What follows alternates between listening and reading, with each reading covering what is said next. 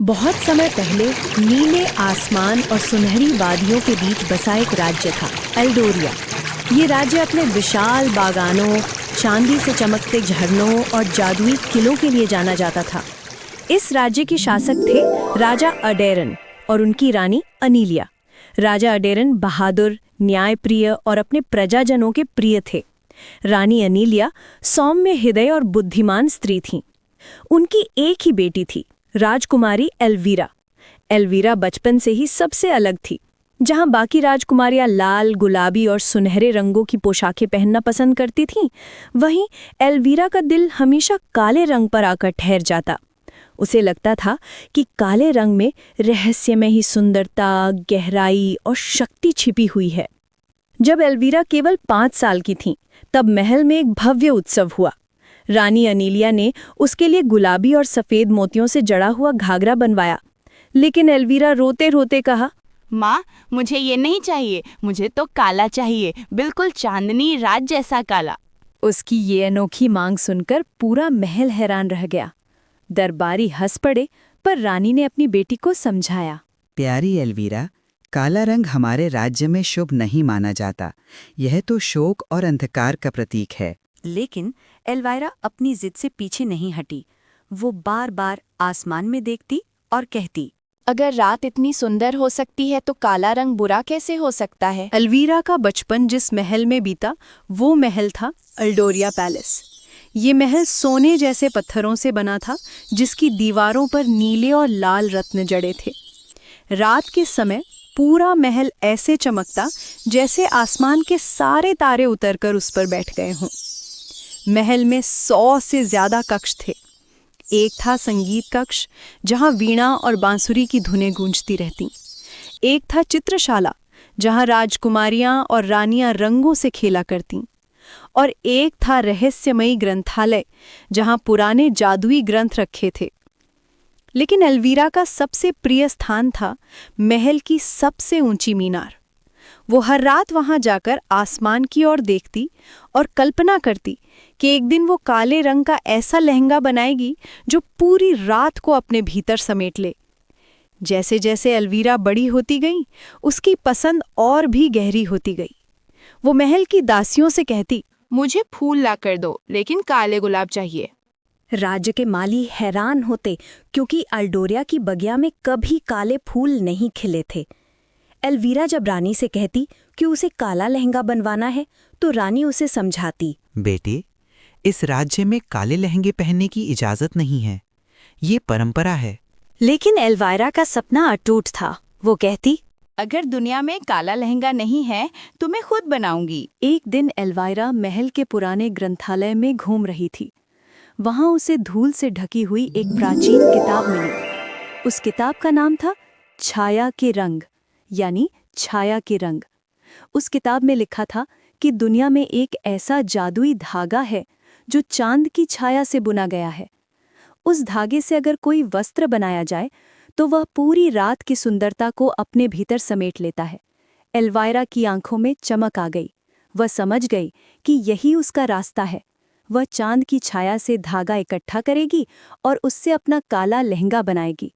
लेकिन छाया का धागा पाना आसान नहीं था। किताब में लिखा था, पहला धागा केवल गोधूली बेला में मिलता है, जब दिन और रात मिलते हैं। दूसरा धागा केवल गहरे जंगल की उस झील में मिलता है, जहां रात के तारे झुककर पानी को छूते हैं। तीसरा धागा केवल आकाश की सबसे ऊंची मीनार से लिया जा सकता है, जब चांद पूरा होता है। एल्वायरा ने तय कर लिया कि वह ये सब हासिल करेगी। जब रानी अनीलिया को पता चला कि उनकी बेटी छाया के धागे इकट्ठा करना चाहती है, तो वे चिंतित हो गईं।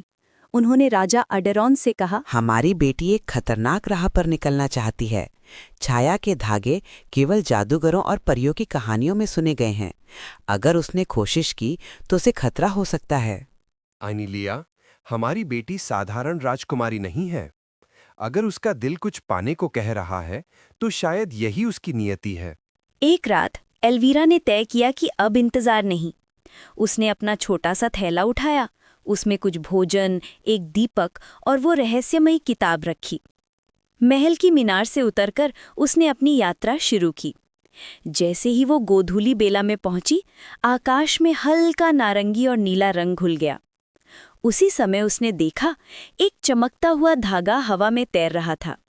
अब एल्वीरा को दूसरा धागा पाना था। वो जंगल की ओर बढ़ी। ये जंगल साधारण नहीं था, ये रविंद्र वन कहलाता था, जहाँ पेड़ रात को आपस में बातें करते थे और झील में चांद की परछाइयाँ खेलती थी।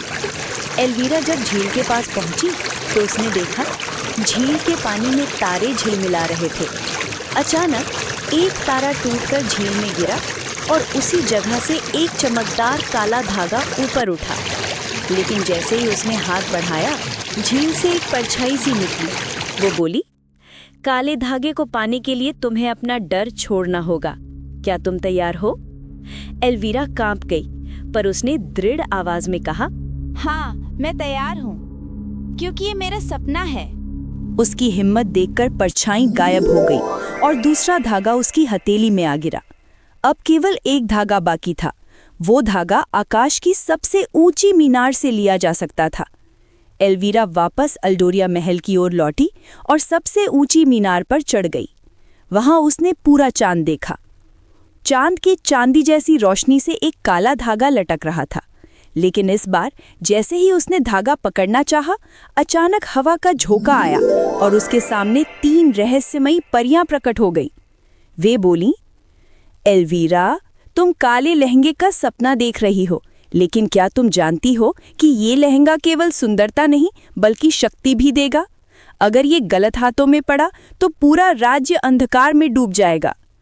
एल्वीरा ने सिर झुकाकर कहा, मैं जानती हूँ, पर मेरा इरादा शुद्ध है। मैं काले रंग को अंधकार नहीं बल्कि सुंदरता और साहस का प्रतीक बनाना चाहती हूँ। परियों ने मुस्कुराकर कहा, तो ये तीसरा धागा तुम्हारा है। उन्होंने धागा उसके हाथ में रख दिया और हवा में विलीन हो गई।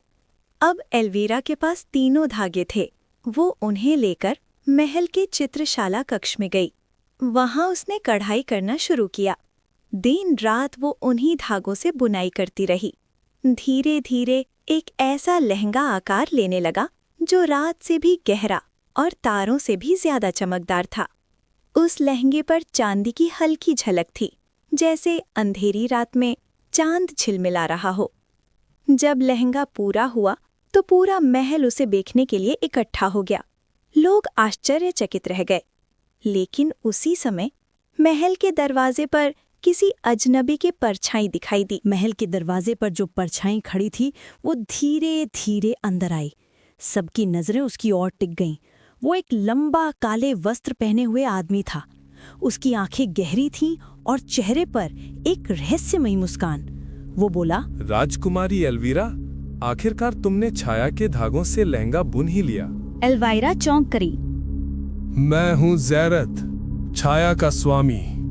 सदियों पहले मैंने ही ये जादुई धागा रचा था, पर मेरा उद्देश्य था इससे शक्ति का वस्त्र बनाना, जिससे पूरा संसार मेरे अधीन हो। अब तुमने वो काम पूरा कर दिया है। पूरा महल सन्नाटे में डूब गया। रानी अनीलिया ने एल्वीरा को अपनी बाहों में लिया और राजा अडेरॉन तलवार निकालकर खड़े हो गए। ज़ेराथ ने हाथ उठाया और हवा में काली लपटें फैल गईं। वो बोला, एल्वीरा, अगर तुम सच में मानती हो कि ये लहंगा अंधकार नहीं बल्कि सुंदरता और साहस का प्रतीक है, तो तुम्हें ये मुझे देकर साबित करना होगा, वरना मैं एल्डोरिया को अंधकार में डुबा दूंगा। एल्वीरा ने लहंगे को कसकर पकड़ लिया और दृढ़ स्वर में कहा, ये लहंगा तुम्हारे लिए नहीं बना है। ये मेरे सपनों और मेरे राज्य की शान है। मैं इसे तुम्हें कभी नहीं दूंगी। ज़ेरथ ने ठहाका लगाया। तो फिर देखो अंधकार की ताकत कैसी होती है। आसमान पर काले बादल छा गए। महल के दीपक एक एक करके बुझ गए। राजा एडेरॉन ने अपनी सेना को बुलाया, पर ज़ेरथ के छाया योद्धा निकल आए। ये योद्धा धुएं से बने थे और तलवार से वार करने पर भी गायब होकर फिर प्रकट हो जाते। एल्वीरा ने महसूस किया कि ये साधारण युद्ध नहीं है, केवल वही इसे रोक सकती है। उसने गहरी सांस ली और काला लहंगा अपने ऊपर पहन लिया। जैसे ही एल्वीरा ने लहंगा पहना, पूरा महल रोशनी से भर गया। हाँ, रोशनी।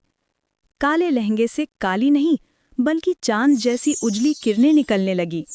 लोग आश्चर्य से बोले, ये तो अंधकार नहीं, ये तो रात की सुंदरता है। एल्वीरा ने हाथ फैलाया और देखा कि उसके लहंगे से तारों जैसी चमक उठ रही है। उसने अपनी शक्ति से एक प्रकाश वृत्त बनाया जिसमें खड़े होते ही ज़ेरत के छाया योद्धा गायब हो गए।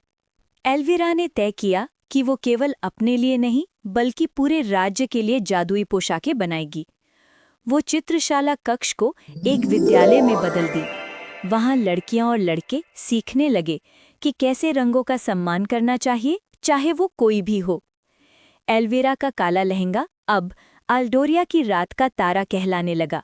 लोग कहते थे, अगर रात सुंदर है तो वो एल्वीरा की वजह से है। ऐसी ही हिंदी कहानियाँ देखने के लिए हमारे चैनल को सब्सक्राइब करें।